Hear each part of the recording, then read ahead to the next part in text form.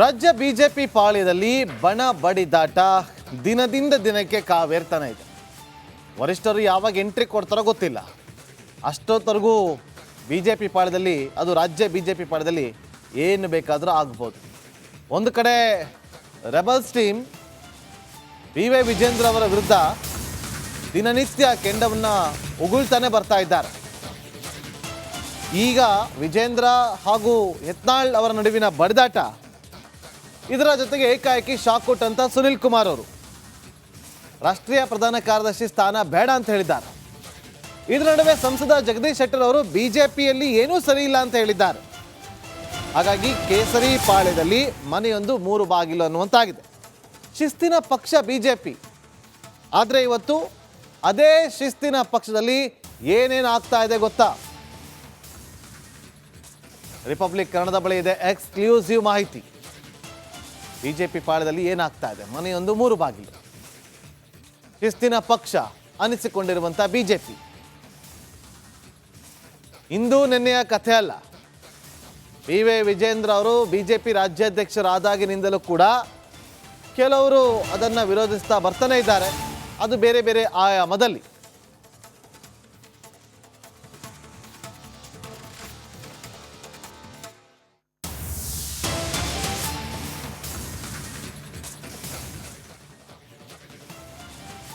ಈ ಶಿಸ್ತಿನ ಪಕ್ಷ ಬಿಜೆಪಿಯಲ್ಲಿ ಏನೇನಾಗ್ತಾ ಇದೆ ಗೊತ್ತಾ?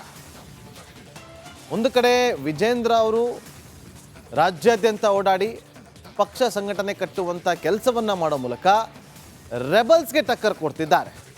ಆದರೆ ಈ ಕಡೆ ರೆಬಲ್ಸ್ ಹೇಳಿಕೆಗಳಲ್ಲೇ ಕೆಂಡವನ್ನು ಉಗುಳ್ತಿದ್ದಾರೆ. ಏನಾಗ್ತಾ ಇದೆ ಬಿಜೆಪಿ ಪಾಳ್ಯದಲ್ಲಿ? ಈ ರಿಪೋರ್ಟ್ ನೋಡಿ. ರಸ್ತೆಯಲ್ಲಿ ಅಡ್ಡಾಡೋದನ್ನ ಮಾಡ್ತೀನಿ ಅಂದವ್ರು ಯಾರು?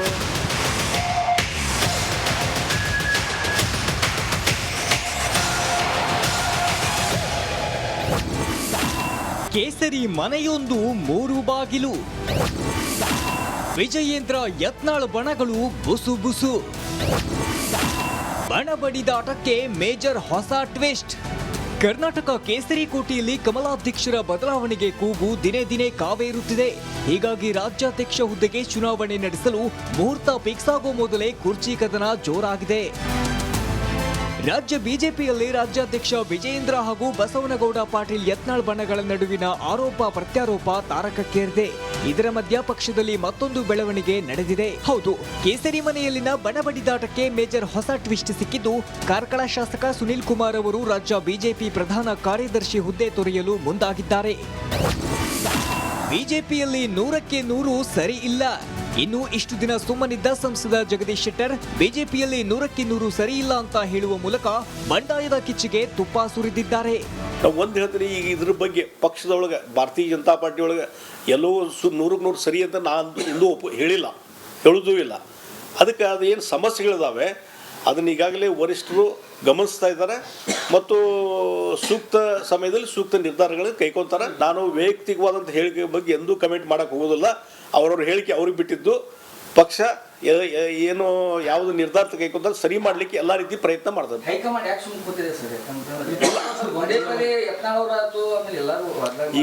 ಈಗ ಹಲವಾರು ಬಾರಿ ಅಲ್ಲಿ ಅವ್ರ ಜೊತೆ ಮಾತಾಡಿದ್ದಾರೆ.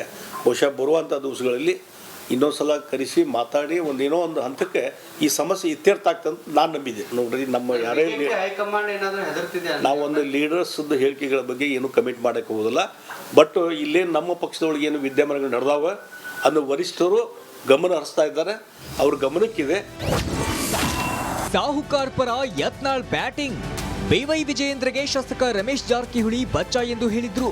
ಹೀಗೇಳಿದ್ರೆ ಏನ್ ತಪ್ಪು ಎಂದು ಸಾಹುಕಾರ್ ಪರ ಶಾಸಕ ಬಸವನಗೌಡ ಯತ್ನಾಳ್ ಮಾತಾಡಿದ್ದು, ಬಿಎಸ್ವೈ ಬಗ್ಗೆಯೂ ಗುಡುಗಿದ್ದಾರೆ. ರಸ್ತೆಯಲ್ಲಿ ಅಡ್ಡಾಡೋದಂಗೆ ಮಾಡ್ತೀನಿ ಅಂದವ್ರು ಯಾರು? ಮತ್ತು ಅದಕ್ಕೆ ಉತ್ತರ ಕೊಟ್ಟಾರ. ತಪ್ಪೇನೈತಿ? ಯಾವಾಗಲೂ ಹೆಂಗೆ ನಾವು ಸವಾಲು ಹಾಕ್ತೀರಿ ಹಂಗೆ ಉತ್ತರ ಸಿಕ್ಕೇ ಸಿಗ್ತದೆ. ಉತ್ತರ ಕರ್ನಾಟಕದ ಮಂದಿ ನಾವು ಹಂಗೆ ರೀ. ಇವ್ರ ಹೆಂಗೆ ಸೂಕ್ಷ್ಮ ಮಾತಾಡೋದು ಗೊತ್ತಿಲ್ಲ ನಮಗೆ. ಯಾಕಂದ್ರೆ ಅವ್ರಪ್ಪಂದು ಎಲ್ಲ ಗುರ್ತದ. ಆ ಭಯದಿಂದ ಪಾಪ ಅವರಪ್ಪ ನನ್ನ ಮಗ ಯಡಿಯೂರಪ್ಪ ಅವ್ರಿಗೆ ನಾನು ಸಲಹೆ ಕೊಡ್ತೀನಿ. ಅವ್ರೇನು ಭಾಳ ದೊಡ್ಡವರಲ್ಲ, ನಾವು ಅವ್ರ ಕೂಡ ಪಾರ್ಟಿ ಕಟ್ಟಿವಿ. ನಿಮ್ಮ ಮಗನ ಯಾವ ಬಿಡ್ರಿ, ಪಕ್ಷ ಕಟ್ರಿ. ಇಷ್ಟೆಲ್ಲದರ ನಡುವೆ ಬಿಜೆಪಿ ರಾಜ್ಯಾಧ್ಯಕ್ಷರ ಚುನಾವಣೆ ಸಮೀಪಿಸುತ್ತಿದ್ದಂತೆ ಹಲ್ಚಲ್ ಶುರುವಾಗಿದ್ದು ಬಿಜೆಪಿ ಕಚೇರಿಗೆ ರಾಷ್ಟ್ರೀಯ ಸಂಘಟನಾ ಪ್ರಧಾನ ಕಾರ್ಯದರ್ಶಿ ಭೇಟಿ ನೀಡಿ ರಿಪೋರ್ಟ್ ಪಡೆದಿದ್ದಾರೆ. ಆದರೆ ಶಿಸ್ತಿನ ಪಕ್ಷ ಎಂದು ಹೇಳಿಕೊಳ್ಳುತ್ತಿದ್ದ ಬಿಜೆಪಿಯಲ್ಲಿ ದಿನಕ್ಕೊಂದು ಅಸಮಾಧಾನದ ಜ್ವಾಲಾಮುಖಿ ಏಳುತ್ತಿದೆ. ಇದು ಎಲ್ಲಿಗೆ ಬಂದು ನಿಲ್ಲಲಿದೆ ಕಾದು ನೋಡಬೇಕಿದೆ. Political bureau report, republic Kannada.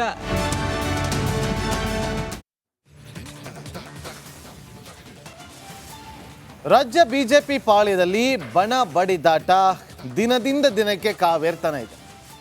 ವರಿಷ್ಠರು ಯಾವಾಗ ಎಂಟ್ರಿ ಕೊಡ್ತಾರೋ ಗೊತ್ತಿಲ್ಲ. ಅಷ್ಟೊತ್ತರೆಗೂ ಬಿಜೆಪಿ ಪಾಳ್ಯದಲ್ಲಿ, ಅದು ರಾಜ್ಯ ಬಿಜೆಪಿ ಪಾಳ್ಯದಲ್ಲಿ ಏನು ಬೇಕಾದರೂ ಆಗ್ಬೋದು. ಒಂದು ಕಡೆ ರೆಬಲ್ಸ್ ಟೀಮ್ ವಿ.ವೈ. ವಿಜೇಂದ್ರ ಅವರ ವಿರುದ್ಧ ದಿನನಿತ್ಯ ಕೆಂಡವನ್ನು ಉಗುಳ್ತಾನೆ ಬರ್ತಾ ಇದ್ದಾರೆ. ಈಗ ವಿಜೇಂದ್ರ ಹಾಗೂ ಯತ್ನಾಳ್ ಅವರ ನಡುವಿನ ಬಡಿದಾಟ, ಇದರ ಜೊತೆಗೆ ಏಕಾಏಕಿ ಶಾಕ್ ಕೊಟ್ಟಂತ ಸುನಿಲ್ ಕುಮಾರ್ ಅವರು ರಾಷ್ಟ್ರೀಯ ಪ್ರಧಾನ ಕಾರ್ಯದರ್ಶಿ ಸ್ಥಾನ ಬೇಡ ಅಂತ ಹೇಳಿದ್ದಾರೆ. ಇದರ ನಡುವೆ ಸಂಸದ ಜಗದೀಶ್ ಶೆಟ್ಟರ್ ಅವರು ಬಿಜೆಪಿಯಲ್ಲಿ ಏನೂ ಸರಿ ಇಲ್ಲ ಅಂತ ಹೇಳಿದ್ದಾರೆ. ಹಾಗಾಗಿ ಕೇಸರಿ ಪಾಳ್ಯದಲ್ಲಿ ಮನೆಯೊಂದು ಮೂರು ಬಾಗಿಲು ಅನ್ನುವಂತಾಗಿದೆ. ಶಿಸ್ತಿನ ಪಕ್ಷ ಬಿಜೆಪಿ, ಆದರೆ ಇವತ್ತು ಅದೇ ಶಿಸ್ತಿನ ಪಕ್ಷದಲ್ಲಿ ಏನೇನು ಆಗ್ತಾ ಇದೆ ಗೊತ್ತಾ? ರಿಪಬ್ಲಿಕ್ ಕನ್ನಡದ ಬಳಿ ಇದೆ ಎಕ್ಸ್ಕ್ಲೂಸಿವ್ ಮಾಹಿತಿ. ಬಿಜೆಪಿ ಪಾಳ್ಯದಲ್ಲಿ ಏನಾಗ್ತಾ ಇದೆ? ಮನೆಯೊಂದು ಮೂರು ಬಾಗಿಲು. ಶಿಸ್ತಿನ ಪಕ್ಷ ಅನಿಸಿಕೊಂಡಿರುವಂಥ ಬಿಜೆಪಿ ಇಂದು ನಿನ್ನೆಯ ಕಥೆ ಅಲ್ಲ. ವಿ.ವೈ. ವಿಜೇಂದ್ರ ಅವರು ಬಿಜೆಪಿ ರಾಜ್ಯಾಧ್ಯಕ್ಷರಾದಾಗಿನಿಂದಲೂ ಕೂಡ ಕೆಲವರು ಅದನ್ನು ವಿರೋಧಿಸ್ತಾ ಬರ್ತಾನೆ ಇದ್ದಾರೆ. ಅದು ಬೇರೆ ಬೇರೆ ಆಯಾಮದಲ್ಲಿ.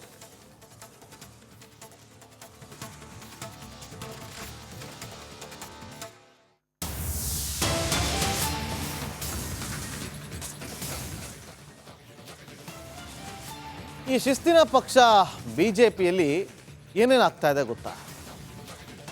ಒಂದು ಕಡೆ ವಿಜೇಂದ್ರ ಅವರು ರಾಜ್ಯಾದ್ಯಂತ ಓಡಾಡಿ ಪಕ್ಷ ಸಂಘಟನೆ ಕಟ್ಟುವಂಥ ಕೆಲಸವನ್ನು ಮಾಡೋ ಮೂಲಕ ರೆಬಲ್ಸ್ಗೆ ಟಕ್ಕರ್ ಕೊಡ್ತಿದ್ದಾರೆ.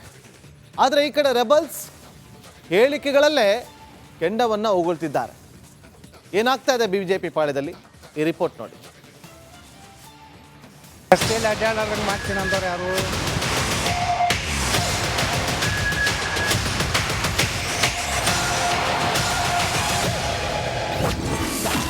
ಕೇಸರಿ ಮನೆಯೊಂದು ಮೂರು ಬಾಗಿಲು. ವಿಜಯೇಂದ್ರ ಯತ್ನಾಳ್ ಬಣಗಳು ಬುಸು ಬುಸು. ಬಣ ಬಡಿದಾಟಕ್ಕೆ ಮೇಜರ್ ಹೊಸ ಟ್ವಿಸ್ಟ್. ಕರ್ನಾಟಕ ಕೇಸರಿ ಕೋಟೆಯಲ್ಲಿ ಕಮಲಾಧ್ಯಕ್ಷರ ಬದಲಾವಣೆಗೆ ಕೂಗು ದಿನೇ ದಿನೇ ಕಾವೇರುತ್ತಿದೆ. ಹೀಗಾಗಿ ರಾಜ್ಯಾಧ್ಯಕ್ಷ ಹುದ್ದೆಗೆ ಚುನಾವಣೆ ನಡೆಸಲು ಮುಹೂರ್ತ ಫಿಕ್ಸ್ ಆಗೋ ಮೊದಲೇ ಕುರ್ಚಿ ಕದನ ಜೋರಾಗಿದೆ. ರಾಜ್ಯ ಬಿಜೆಪಿಯಲ್ಲಿ ರಾಜ್ಯಾಧ್ಯಕ್ಷ ವಿಜಯೇಂದ್ರ ಹಾಗೂ ಬಸವನಗೌಡ ಪಾಟೀಲ್ ಯತ್ನಾಳ್ ಬಣಗಳ ನಡುವಿನ ಆರೋಪ ಪ್ರತ್ಯಾರೋಪ ತಾರಕಕ್ಕೇರಿದೆ. ಇದರ ಮಧ್ಯ ಪಕ್ಷದಲ್ಲಿ ಮತ್ತೊಂದು ಬೆಳವಣಿಗೆ ನಡೆದಿದೆ. ಹೌದು, ಕೇಸರಿ ಮನೆಯಲ್ಲಿನ ಬಣ ಬಡಿದಾಟಕ್ಕೆ ಮೇಜರ್ ಹೊಸ ಟ್ವಿಸ್ಟ್ ಸಿಕ್ಕಿದ್ದು, ಕಾರ್ಕಳ ಶಾಸಕ ಸುನಿಲ್ ಕುಮಾರ್ ಅವರು ರಾಜ್ಯ ಬಿಜೆಪಿ ಪ್ರಧಾನ ಕಾರ್ಯದರ್ಶಿ ಹುದ್ದೆ ತೊರೆಯಲು ಮುಂದಾಗಿದ್ದಾರೆ. ಬಿಜೆಪಿಯಲ್ಲಿ 100ಕ್ಕೆ 100 ಸರಿ ಇಲ್ಲ. ಇನ್ನು ಇಷ್ಟು ದಿನ ಸುಮ್ಮನಿದ್ದ ಸಂಸದ ಜಗದೀಶ್ ಶೆಟ್ಟರ್ ಬಿಜೆಪಿಯಲ್ಲಿ 100ಕ್ಕೆ 100 ಸರಿ ಇಲ್ಲ ಅಂತ ಹೇಳುವ ಮೂಲಕ ಬಂಡಾಯದ ಕಿಚ್ಚಿಗೆ ತುಪ್ಪ ಸುರಿದಿದ್ದಾರೆ. ನಾವು ಒಂದು ಹೇಳ್ತೀನಿ, ಈಗ ಇದ್ರ ಬಗ್ಗೆ ಪಕ್ಷದೊಳಗೆ ಭಾರತೀಯ ಜನತಾ ಪಾರ್ಟಿ ಒಳಗೆ ಎಲ್ಲೋ 100ಕ್ಕೆ 100 ಸರಿ ಅಂತ ನಾನು ಇಂದು ಹೇಳಿಲ್ಲ, ಹೇಳೋದೂ ಇಲ್ಲ. ಅದಕ್ಕೆ ಅದು ಏನು ಸಮಸ್ಯೆಗಳಿದಾವೆ ಅದನ್ನು ಈಗಾಗಲೇ ವರಿಷ್ಠರು ಗಮನಿಸ್ತಾ ಇದ್ದಾರೆ ಮತ್ತು ಸೂಕ್ತ ಸಮಯದಲ್ಲಿ ಸೂಕ್ತ ನಿರ್ಧಾರಗಳನ್ನು ಕೈಗೊಳ್ತಾರೆ. ನಾನು ವೈಯಕ್ತಿಕವಾದಂಥ ಹೇಳಿಕೆ ಬಗ್ಗೆ ಎಂದೂ ಕಮೆಂಟ್ ಮಾಡೋಕ್ಕೆ ಹೋಗೋದಿಲ್ಲ. ಅವರವ್ರ ಹೇಳಿಕೆ ಅವ್ರಿಗೆ ಬಿಟ್ಟಿದ್ದು. ಪಕ್ಷ ಏನು ಯಾವುದು ನಿರ್ಧಾರ ಕೈಗೊಂಡ್ರೆ ಸರಿ ಮಾಡಲಿಕ್ಕೆ ಎಲ್ಲ ರೀತಿ ಪ್ರಯತ್ನ ಮಾಡ್ತಾರೆ.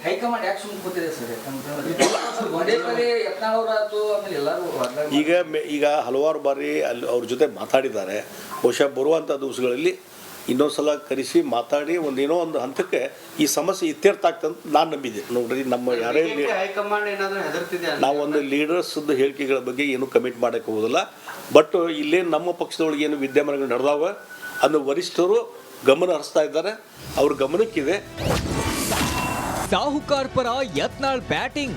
ವಿ.ವೈ. ವಿಜಯೇಂದ್ರಗೆ ಶಾಸಕ ರಮೇಶ್ ಜಾರಕಿಹೊಳಿ ಬಚ್ಚ ಎಂದು ಹೇಳಿದ್ರು. ಹೀಗೇಳಿದ್ರೆ ಏನ್ ತಪ್ಪು ಎಂದು ಸಾಹುಕಾರ್ ಪರ ಶಾಸಕ ಬಸವನಗೌಡ ಯತ್ನಾಳ್ ಮಾತಾಡಿದ್ದು ಬಿಎಸ್ವೈ ಬಗ್ಗೆಯೂ ಗುಡುಗಿದ್ದಾರೆ. ರಸ್ತೆಯಲ್ಲಿ ಅಡ್ಡಾಡೋದಂಗೆ ಮಾಡ್ತೀನಿ ಅಂದವ್ರು ಯಾರು? ಮತ್ತು ಅದಕ್ಕೆ ಉತ್ತರ ಕೊಟ್ಟಾರ. ತಪ್ಪೇನೈತಿ? ಯಾವಾಗಲೂ ಹೆಂಗೆ ನಾವು ಸವಾಲು ಹಾಕ್ತೀರಿ ಹಂಗೆ ಉತ್ತರ ಸಿಕ್ಕೇ ಸಿಗ್ತದೆ. ಉತ್ತರ ಕರ್ನಾಟಕದ ಮಂದಿ ನಾವು ಹಂಗೆ ರೀ, ಇವ್ರ ಹೆಂಗೆ ಸೂಕ್ಷ್ಮ ಮಾತಾಡೋದು ಗೊತ್ತಿಲ್ಲ ನಮಗೆ.